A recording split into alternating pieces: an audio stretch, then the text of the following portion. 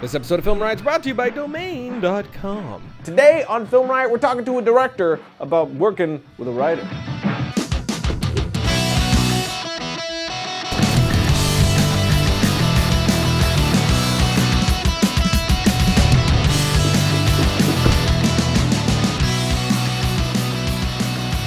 So before we get started, some of you are going to know exactly what I'm talking about and some of you won't. Our Triune store got hacked or something on Tuesday and kind of sort of sent people to an inappropriate site.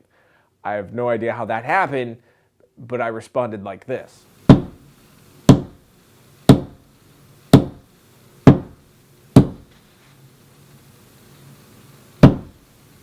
But it's resolved, and that's what matters. Right?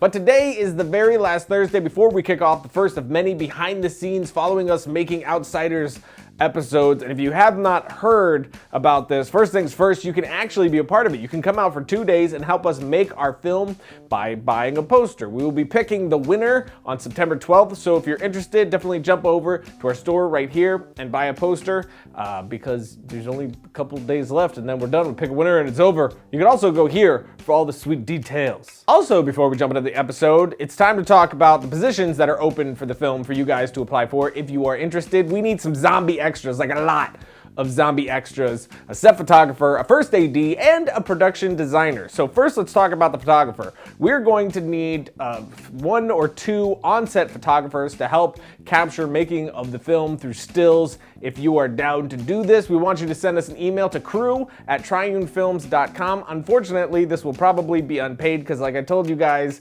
we're making this film for like a third of the budget, so we're really relying on pretty much the entire cast and crew to donate their time as much as possible so we can actually get this done, including myself. I'm not making a dime off of this thing. We're really doing this for the love of it. The other 2 crew positions that we have open is a first AD, which will be my assistant director, and the production designer. If you are either of those, you can email us at crew@triunefilms.com. You're gonna wanna put the position that you are applying for as your subject, and then inside put your resume, reel if you have one. Now, for the zombies, we are looking for a ton of people to be zombies in the film. We are looking for super skinny people too. That would just look epic in full-on pro zombie makeup. If that is you and you are willing to do this and available September, the end of September, beginning of October, email us right here. You have to be 18 years or older to apply. Set the subject in the email as zombie and make sure to include recent pictures of yourself. Now again, we're only looking for zombies right now. All principal cast is getting locked up as we speak, so we're good to go there. But we also need more specific zombies. We are looking for a woman 50 to 60 years old and a man 50 to 60 years old to play zombies in the film. If you know or are that person that I'm speaking of, email us here and with the subject zombie 50 to that same zombie email. But that's it for the updates. Now we're jumping into the talk I had about writing with my friend Dan Trachtenberg. Dan is a director for 2 massive upcoming films, Crime of the Century and Why the Last Man, so the guy knows what he's talking about. Now Dan is a director, not a writer, but that's why I wanted to have him on the show, because before we jump into my perspective of writing, which is from the perspective of a writer-director, I wanted to hear how a director works with a writer, which is very important to know. So let's jump in with our shirts off. And I don't know what that meant. So, Dan, I am totally outside the Hollywood system. You are actually completely breaking into it in a massive way with Crime of the Century and with Why the Last Man, obviously. And we have totally different perspectives. Both of us directors, but I'm a writer. I only do my own stuff. I write my own stuff and I direct my own stuff, where you have the perspective of somebody who comes at it in a whole different way. So I was just curious, for you as a director that works with writers, what does that process usually look like for you? First of all, I should say that, I'm just now breaking into this. But even before I got into this, I always felt that my sights were greater than my words. When I went to film school, and I, for a while, thought I would be an editor. For a while, I thought I'd be a cinematographer. And then eventually, I realized I really like those things. I have good instincts for those things, and I can do them fairly well. But I am not a maestro at those things. And there are people that dedicate their talents to that, but also that just comes naturally to them.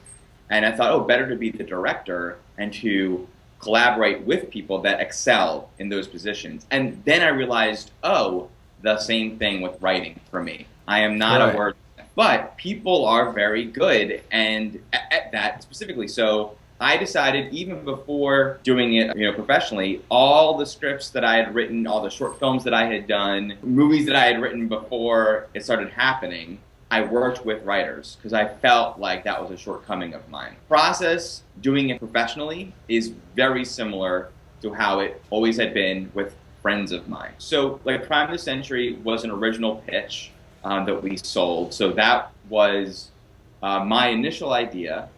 And I pitched that to my representatives, and they linked me up with writers. And I met with writers and would pitch them my ideas, and whatever spark happened between us, which happened to be Crime of the Century with this writer Dan Trachtenberg, we then workshopped the idea and really fleshed out the story together. And then that sold. And then when we had to write the script, or when Dan had to write the script, we sort of dug in together, and I basically gushed everything that I wanted in it. Sometimes it was emotionally, wouldn't it be great to see a guy go through this kind of thing? Wouldn't it be great to see a relationship like this? Or I want to see a scene where this thing, and then when that guy that we referenced before, he comes back here, and that detailed to, man, I have no idea. Hopefully you got a good, and then he goes in and he sees a whole new thing. And, as you've heard in plenty of EPKs, and I will repeat, there are things that I thought would be good and the writer made much better, and there are things I never thought of. And, so it's very much that kind of collaboration that you have with all your other friends, family, and professional relationships. And then on Why the Last Man, that was actually a draft of a screenplay already that was quite good. And then despite it being good, I had a little bit of a different vision for it, which is what I had pitched to the studio, and what they selected me for was that unique take. Then I had to sit down and work with the writers on how do we take the bones of what you guys did and guide it more in my direction. I was less hands-on with that because there was already so much of it there. However, in doing subsequent draft after draft after draft, we're still in that process now. We actually just turned in what could be one of our most complete drafts to the studio that has, hopefully reading it now, or has just read it. I'm waiting to hear. That was, starts off broad, and then it was fine-tune and fine-tune and fine-tune, and then get into the nitty-gritty specifics. When you're working on Why the Last Man, since that was already a script that the studio had, and you're very much working with the studio on developing that script, really, is that just like a ping-pong match between the writer and you and the studio? Pretty much. I think it's less confrontational than that. Only because we assume that it would be confrontational, right, from what we hear about how things... And I'm sure often it is, but it really is probably a lot like you with your short that you're doing now, or the previous ones, and then you show it to Josh or whomever, and they've got ideas, and at first you might hear that idea and go, dude, no way. And then you sit on it a little bit and you go, I probably shouldn't have been so against that, because now that I think about it, it's kind of good, But you become friendly with the studio, the producers, and from studio to production company. And, we all have our ideas, and I try to do the best I can to steer the ship. And that is times having an instinct on, I was wrong, their idea is better than mine, or no, I think despite them making a lot of sense, I think that still what I had initially intended was better. It's all navigating those waters like it was in middle school when you had to work on a science project with someone else. It's like any situation. It's the same feeling. It's the same. You feel that same frustration that you did back then. You feel that same joy that you did back then. You feel that same sense of relief when someone else has figured something out that was bothering you. All of those things happen. It's just happening on cooler shit. Like, say, with Why the Last Man, which I keep bringing that one up because it's totally a script that you're just coming into, and you're trying to make that script your own.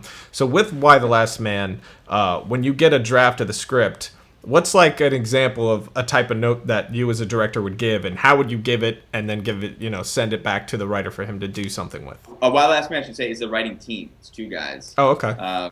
It's even more people. And by the way, I should detail the process a little bit in that 2 writers, I'm the director, there's a producer with a production company, and there's guys that run that production company. David Goyer happens to be a producer on it as well. He's a writer. He's written and directed and produced, but he did the Batman movies and Man of Steel. And then there's the studio, which is New Line, and they have there's two great guys over there, these two executives, and then there's the presidents. So it's me and two producers, and then David Goyer. We work with the writers, and they give me space, and they let me work with the writers, and then we give it to the execs at New Line, and they have input, and then we hand it into the president at New Line. But it's really all like, how do we make this better? It's not like the studio exec, it's the producer. But okay, you asked a specific note. Sometimes there's a certain relationship. I can even think in Crime of the Century, relationships aren't working. A scene isn't as funny as you'd want it to be, which is tough because humor is very subjective. Or an ending isn't working right, and everyone's sort of fussing over the ending, and then you might realize, oh, maybe this would be stronger if we went back to the beginning and worked on some of our setups before fussing over the payoffs, or create a new payoff by creating a new setup, One thing I know people are going to want to know is, like, for you as a director, if someone were to bring you a script, what is it that you want in there to even consider making this thing? I mean, it's personal, I guess, so we'd all be after specific things. I have certain kinds of relationships in movies that I tend to like. I really love father-son movies. I'm less into really dour material. I like when there's a sense of fun, even when you're talking about the end of the world, a big major catastrophe. I got to say, sometimes it's very much more challenging when I read a script that's excellent, because I kind of feel like it doesn't need me. Right. Like, yeah, so just make that. Just shoot that. That's good. I like it more when something is sort of halfway there. I may not even like it at first, and then when I go and think about it, I realize, I should consider this, because if I did this, and this, that's exciting, rather than just shooting what's on the page. Yeah, and I think I have two more questions. The first one would be just about when you read a script, just the writer's style. How much for you is it true to where be cautious about your word to white space when there's too much action line? If it gets too bulky, do you get exhausted and you really don't want to pull anymore?